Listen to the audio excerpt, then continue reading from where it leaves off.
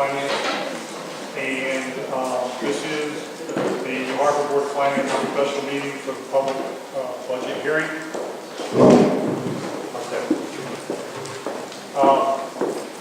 At least initially in the meeting, I'm going to open it up as the acting chair. Mr. Judy was not supposed to be here this evening. He had engaged in San Diego, but he was able to free up time, and luckily our chairman showed up. With that, we're going to have a seating of the alternates. Roy Litchfield for the answer us. We have a motion, please. Do we have a second? All in favor of Roy being seated for the answer us, signify by saying aye. Aye. Roy, you seated. Now can we have a motion to allow me to step aside and then Lucas take over as chairman? So, for a second. All in favor? Aye. Thank you. Okay, good evening, everybody. Again, welcome to the budget hearing for the New Hartford 2011-2012 budget. I'm going to start with a agenda here. I'm going to do a very brief overview of the summary of all the numbers. Then we're going to turn it over to Region 7 education budget, and then it'll be New Hartford Town Government, and then the New Hartford Board of Education following that. I've asked the presenters to keep the presentations brief, no more than a half hour, hopefully 15 minutes, so that there's plenty of time for questions and answers. We want to hear what you guys have to say. So question and answers and opinions, so that's the intention. A little bit about the revenues. Our budget planning process starts with looking at what we have to spend and then whatever expenditures against it. We have a little less than 1% increase in the grand list. Okay, that's our tax base. That represents $138,000 worth of new grand list revenue. However, the state revenues is down by $126,000 in total in the prior budget year. Also, prior year surplus carryover that we put in as revenue to fund this year's, next year's budget is down by $210,000. Mostly because we had a rather large surplus of prior year. In total, there's a $127,000 reduction in revenues, excluding a capital reimbursement where we are spending money and we're getting some grant money back from the state. So I'm taking that grant money out because it's really just offsetting an expenditure. So, based on revenue loss and the difficult economic times that we're in, this Board of Finance voted to request 0% increases in spending from the town and both of the schools. On the expenditure side,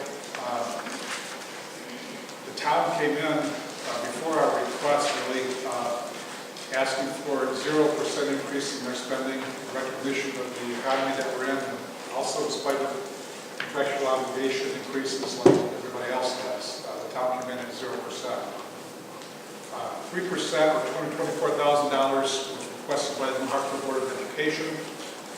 It's important to note a couple things there. First of all, the Board of Finance directed the local Board of Education to reduce it to 0 increase, with the exception of one new special education cost that actually wasn't in that budget to begin with.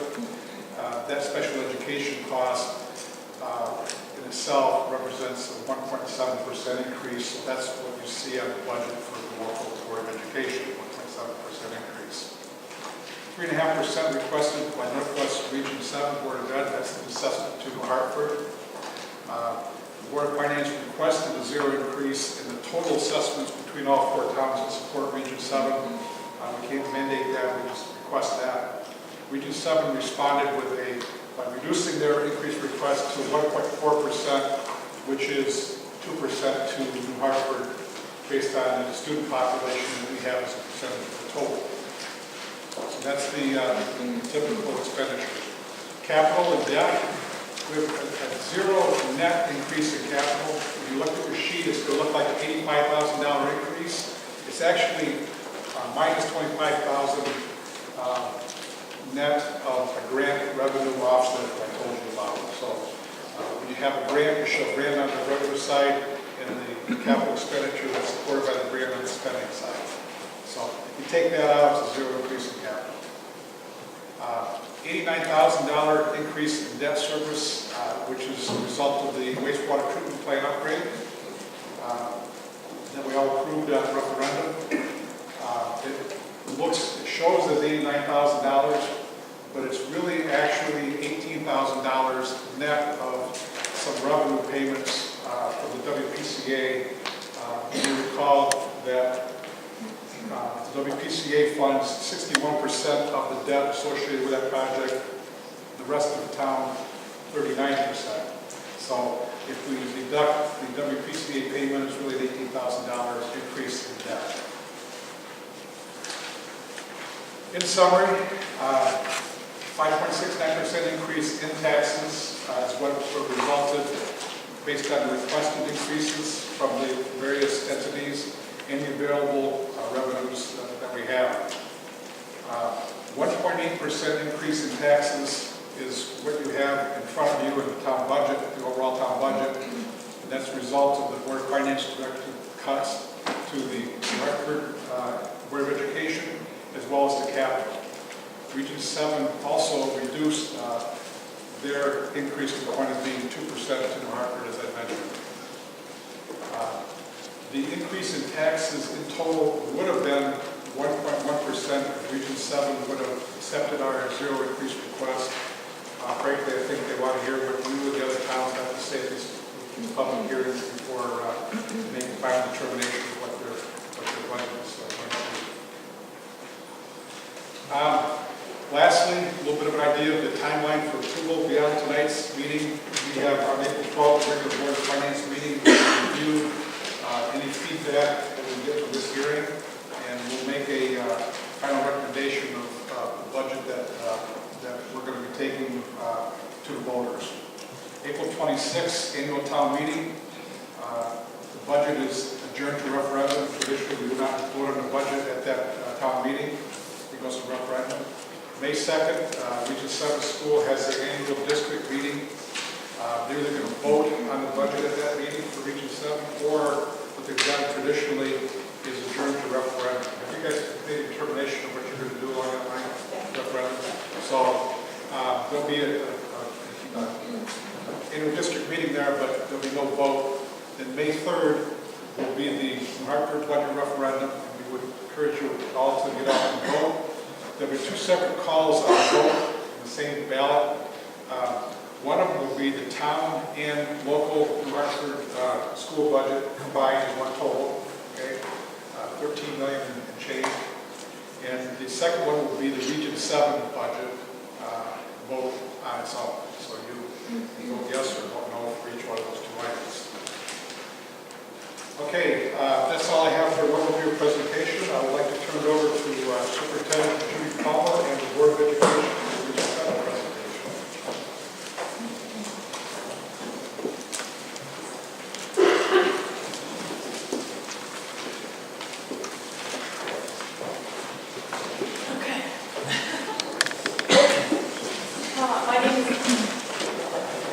Sexton, I'm the chair of the Board of Education at Northwestern, and I'm going to run through the PowerPoint that's been created by our central office to give you some information about what went into our budget formation, what factors we considered, what things we needed to address, and then go through the numbers, and I'll try and be brief. If you want to ask questions in the middle, that's okay with me too.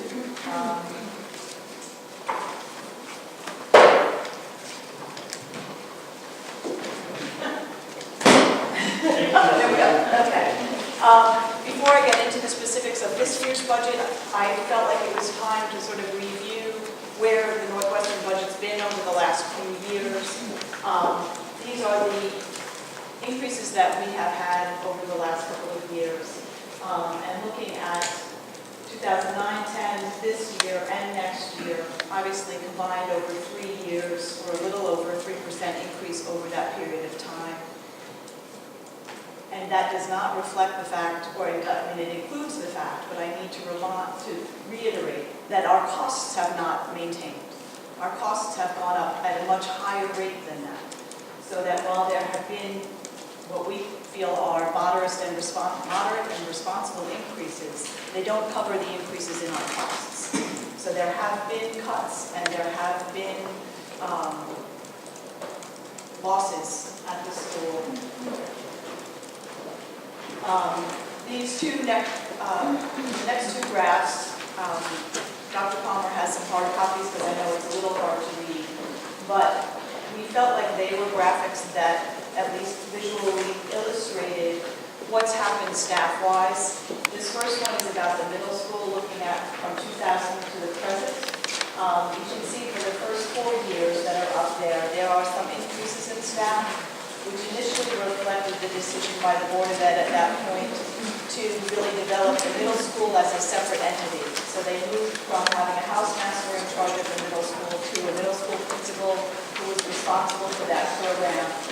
They moved to completing the 4 teams of teachers and committed themselves to 2 concepts, one being looping, where the students who come in at 7th grade are with the same kids and the same teachers for the 2 years, and the second being team approach to teaching in the middle school, so that those teams of teachers work together with those same kids for the 2 years. There's a lot of collaboration that goes on, a lot of meeting time spent making sure that kids' needs are being addressed. The Board of Education at that time and to this day remain committed to those 2 ideas as being central to successful middle school. You can see in 2006 we start to lose people. The initial losses are in world language and tech ed, and then last year, in order to bring in the budget we were able to bring in, and because the numbers allowed us to do that, we reduced one of the teams of teachers from full-time to part-time. We were able to do the hard work of Ms. Perez, who's the principal at the middle school, to arrange a schedule that, for the most part, maintained both the looping and the team concept in the middle school, but it has not been able to maintain it completely.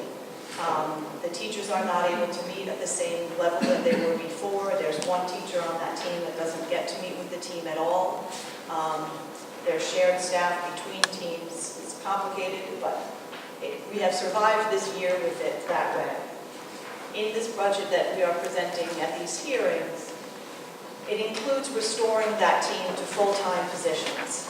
And the 2 main reasons for doing that are, number 1, there's a large increase in the population of the middle school. So we have a numbers issue if we don't.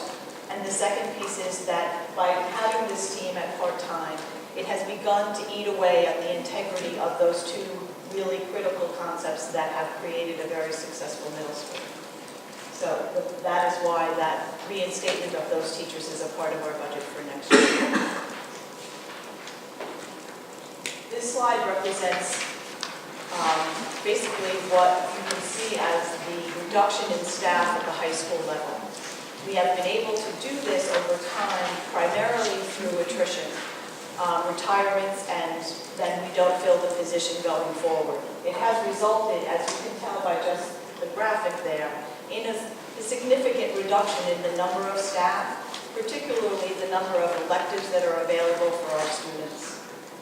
The one addition in the last 10 years has been to add an Italian, 2 Italian classes and the Chinese classes. Part of the flip of that is that we have begun to phase out French, so we will be carrying 3 world languages forward, which are Spanish, Italian, and Chinese.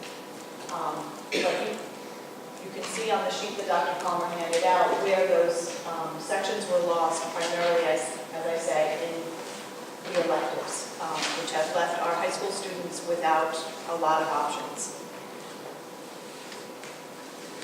So, considerations that went into the creation of this budget that we are taking to these hearings: the increase in middle school enrollment, the fact that next year we have 163 additional students registered to take world language courses. How many? 163 additional students. So we're going from 700 and something to 900 and something. 757 to 920. The desperate need for high school electives is a consideration for the administration and for the Board of Ed as well. Two reasons, or three things. One, it makes sense to give kids options to be engaged in a variety of courses. The second is that we are headed towards our next round of NEASC accreditation, which is the New England Association of Schools and Colleges right there. So we need to be prepared for that accreditation process, and part of meeting their goals is to have a significant number of electives available for students. The second piece, or the third piece of that is, at the moment, there is legislation calling for the High School Reform Act, which will raise the number of credits that will be required to graduate from high school in Connecticut, and will raise the number of electives that students have to have had. That won't go fully into effect until it begins in 2014. It will affect kids graduating in 2018. But it is our feeling that we need to begin to look at that and begin to build back up our programs in a prudent manner, rather than coming to you in 2014 and saying you need to add 5 new staff. Obviously, we continue to be sensitive to the fact that these are not good economic times. We all live in these towns, we all have friends, we all have neighbors, we all ourselves are, under the influence of that. We have built all of these budgets for the last 3 to 4 years with those ideas in mind, and in trying to be respectful of them and understanding that that's where we're at. 2 other pieces that went into our thinking as we began to look at building this budget was that, in order to bring in the last 2 budgets in particular that we've had, one of the things that tends to get cut a lot is facility maintenance, because it doesn't seem to have an immediate impact on the students or the staff. But we all know that over time, if that continues to dribble away, it will have an immediate impact on both students and staff. So we need to sort of take care of the building. And the last thing that's on this list of things that we had in our pocket to consider when we built this budget was that when we negotiated with the teachers union this past fall, we were able to secure a hard freeze in their salaries for next year, for which we are very grateful and pleased about, and were when we negotiated the settlement. So it provides us with a little bit of breathing room for at least a year.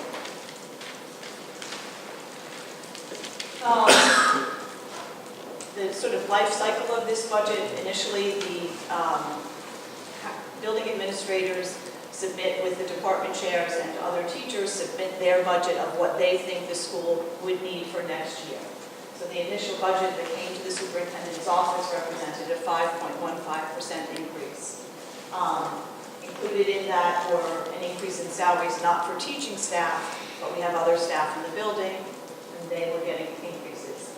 There's the perennial health insurance increase, which fortunately for us this year was much less dramatic than last year, but still significant. And we had a significant increase in special education costs. Our current budget proposal is down to $18 million.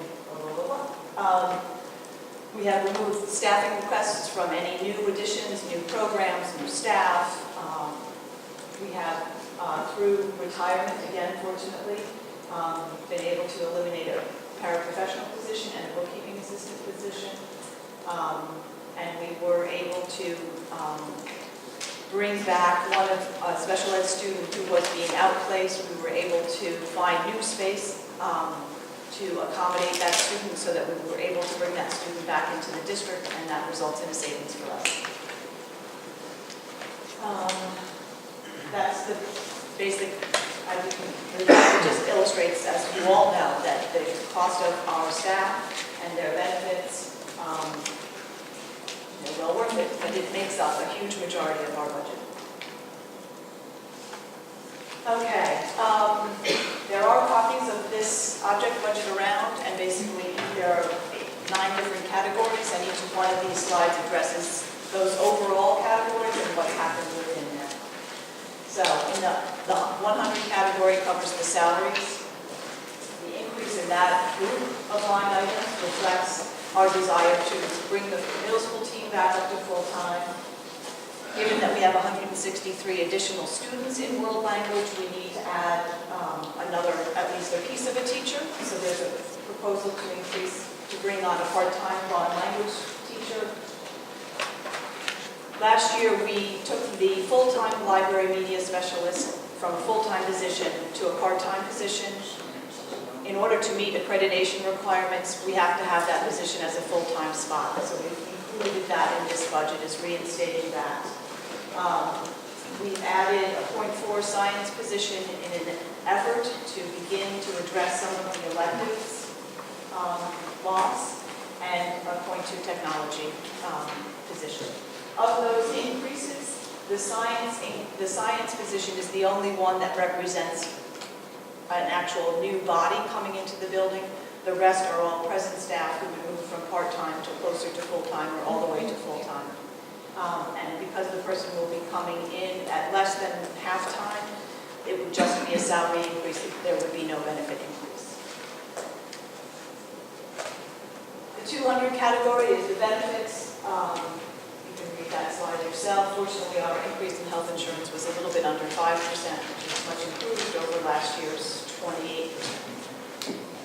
The decrease in unemployment compensation reflects the fact that we had budgeted for staff that we were forced to let go last year, and then when we received the federal jobs money at the end of the summer last year, we were able to bring them back in. So we have some savings because we hired them, we didn't have to pay unemployment. The 300s are professional and technical services, and this is primarily where the special education costs come in. And that, as they like to say, is unfunded mandate. The 400s are property services, which include electricity, rentals, different sort of facility type expenditures, and it's basically been kept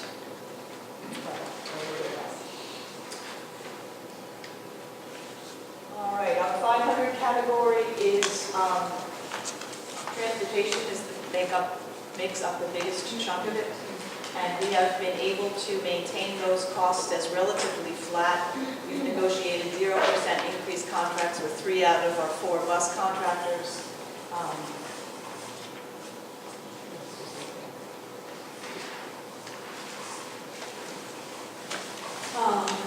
Supplies include textbooks as well as fuel oil, and the main drivers in that increase are obviously, as we all know, we need to budget for an increase in the cost of fuel oil, and also with the additional world language students, we have 163 extra kids, we need some more textbooks for them, and this is also to maintain, these lines represent the maintenance of the cycle of updating some of the math textbooks. Those are sort of the big items that are within that.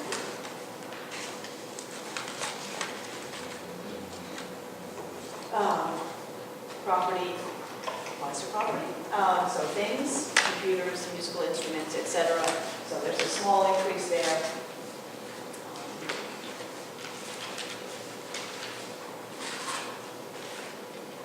This is Roger's slide. On my pay grade, but there's a slight decrease. Some of it has to do with interest rates on what we're paying on loans and bonds. We also made a decision, the board made a decision looking at this group of line items. One of the things that historically the school district has been able to do is to pay for teachers and other professionals' membership in different kinds of professional organizations. And we just looked at that line item. It's not a very big line item, but as we went through and tried to sort of nickel and dime everywhere we could, this was one of those places where, while philosophically we didn't like it, we felt it was a cost we couldn't justify given everything else that's going on. So that was one of the cuts we made.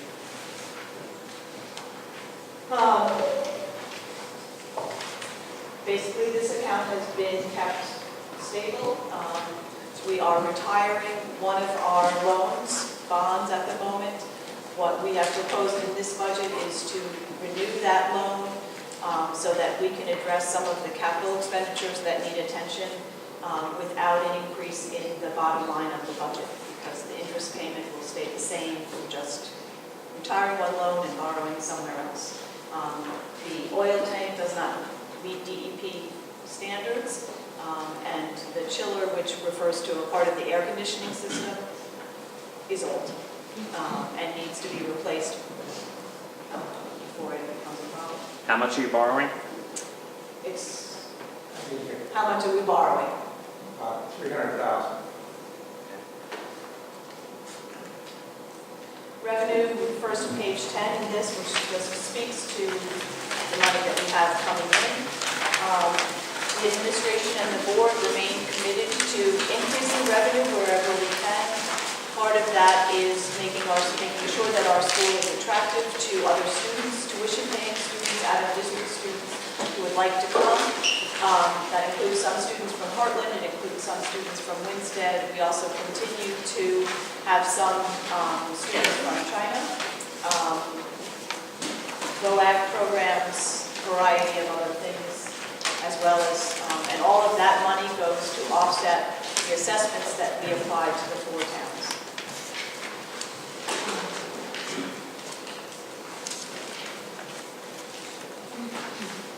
So if you look at the assessments based on this budget, which represents a 1.64% increase over last year's budget, because of the way the numbers fall, Colebrook and New Hartford are the 2 towns that will see an increase in their assessment.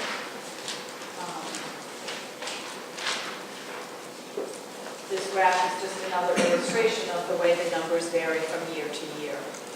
We do our best to project what those numbers will look like into the future so that all 4 towns are in a position to be able to prepare. Norfolk and Colebrook tend to vacillate the most percentage-wise because they have such a small number of students. Barkhamsted and New Hartford are a little bit, they vary, but they vary a little bit less dramatically.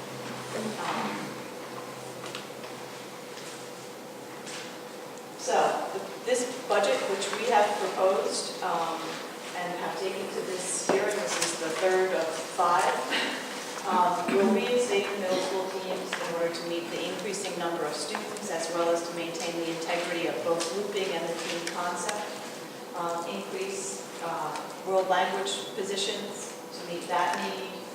Increase the number of electives for the high school students. Sorry, there's a point about 8 pages ago that I forgot to make. Looking at Judy, I'm like, oh yeah, I was supposed to say that. On the graph that shows the staff changes, some of those teachers on the high school sheet also are teachers who work in the middle school. So the staffs are not completely separate.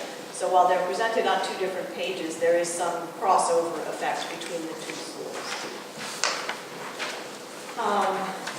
So the budget is increasing by 1.64, the assessment increases by 1.43. Statutorily, we base our budget in terms of the assessment piece of it on the number of students who were actually in the building on October 1st, 2010, so of the previous year.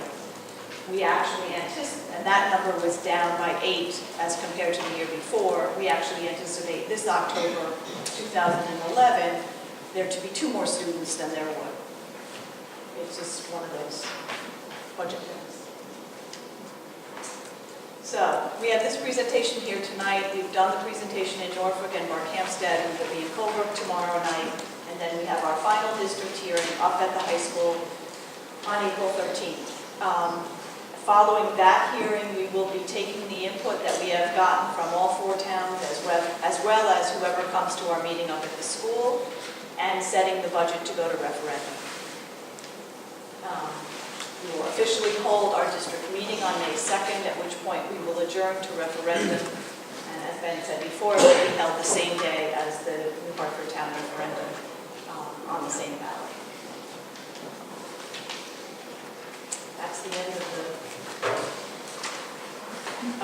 slideshow. Yep, we're in. I have a question. Yep. Your special ed costs are going up 4.52%, you said? Does that include the student that's now coming back to Regional 7? No, it does not. It doesn't. And what kind of a difference will that student make to the... Well, the interesting... Oh, no, go ahead. I would say no. No, I was just... What that number reflects is the increase after we've taken it back. Oh, so it does include that.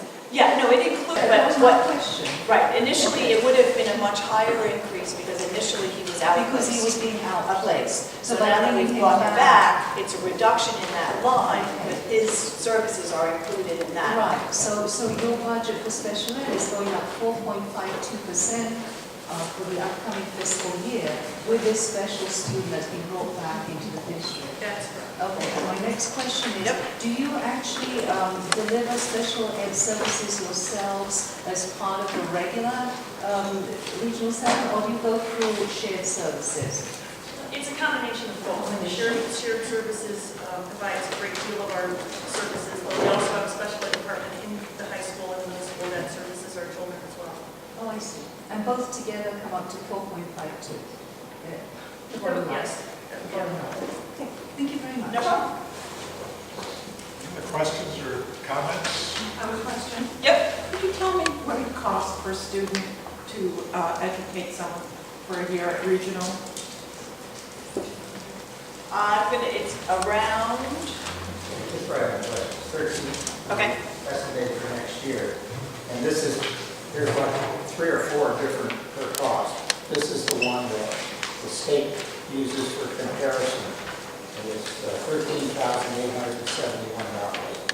You can find that on page 11. Excuse me? And that it tells you, there's a note below there, it tells you that that takes out certain items in the budget. And the state, that's what the state uses for comparison. It's a state formula. I have a question about Yeah, insurance. On your revenue, for your surplus that you're carrying over, why does that continue to be so high all the time? Why can't you guys go back and look at the line items that were under expended traditionally for the past 2 to 3 years? So we should start shaving down that anticipated surplus, so it shouldn't be so high from year to year to year. I don't have that information at hand, so I don't know what the answer is, what was under expended. I only know it was $400,000 from 09 or 10. right, and part, all right, go ahead. I think you're going to see it. You can't maintain that kind of surplus the way it is. It's made up, as you know, of 2 items. The revenue side, which is done pretty well in bringing in some additional tuition students after the budget was created. Last year, it was particularly higher than the year before because we did freeze the budget right or wrong. And it created an artificial surplus last year. Well, I don't know that that would be artificial. There's a reason behind it, but before that, it was $600,000 surplus. So a lot of that was conditional tuition. I don't have that in here, so I So don't know. we've been running $350,000, $400,000 in additional tuition the last several years. So that's been an objective, is to increase the number of tuition students. No, that's good. I still would like to see what if there's between the 2 years from, 09, 10, maybe the previous year, maybe we look at what's going on in this current year, if you see the same lines that are being traditionally underspent, I would like to see those line items be reduced as well, whatever they are. I don't know what they are. Okay. I don't think there is nothing in here right now that I think is going to show in the surplus next year. If we spend it, there is a surplus, it will come mainly from the revenue side of the budget. And every once in a while, we pick up another student free from, say, Hartford. This is not existent, so that is. Right. Special ed. I think that this year, there are some areas that we worry about. One, transportation, so that's very low. The problem with that is going to be what happens to the cost of diesel. Okay, so we're concerned about that.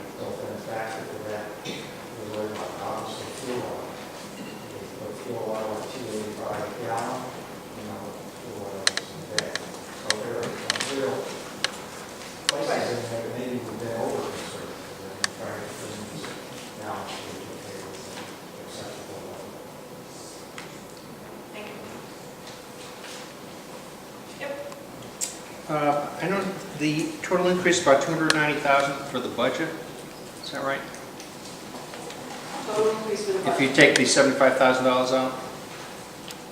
On the bottom line. Yeah. And the increase to the total assessment is $228,000 to the town.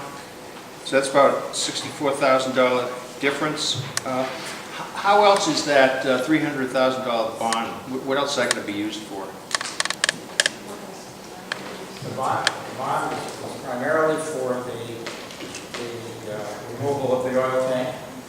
And we have to anticipate there may be some spillage that's happening. Right now, we think there isn't, but we put in a factor for that just in case, and the chiller. And there's a couple other small items in there having to do with the heating system that needs to be replaced. Those are not in the budget, though? They're not. No, they're Those not. capital items? No, it's only in the capital plan.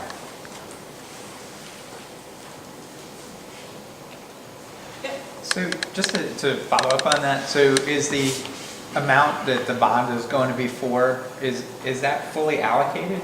Because if we take out a bond for $300,000, It's a ban, it's or a loan, a or short-term 4-year lease, it's not really a bond. right, but we know what we're spending that money on. We're not just taking out a loan and going to find what we're going to spend it on later, right? Right, No. but you have to, It's, when it comes to removal of the oil tank, it's. right, but the whole amount is completely allocated. Oh, yeah. Yeah. Oh, No, okay. it's, That just yeah. wasn't clear. Yeah. Except there is a little factor in right, there. If we have contamination of the soil, we have to remove the soil. Okay, right, but that's, thank you. Those would be on that. And that's based on professional estimates that we've got from. Okay, thank you. And to test the tank. And so.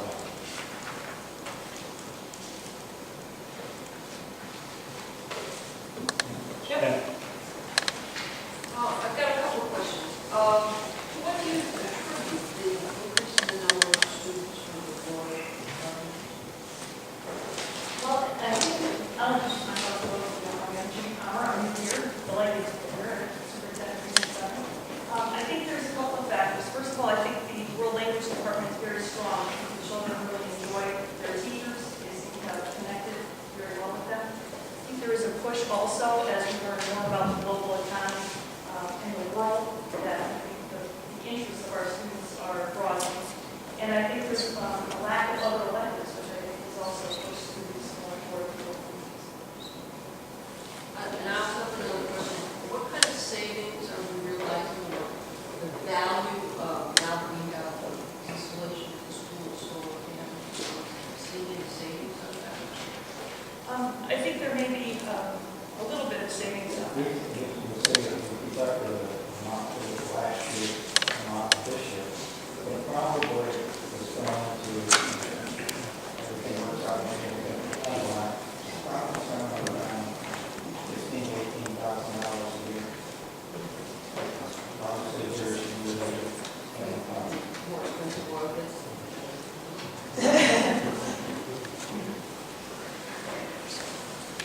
Any other questions or comments before we move on to the next section? Okay.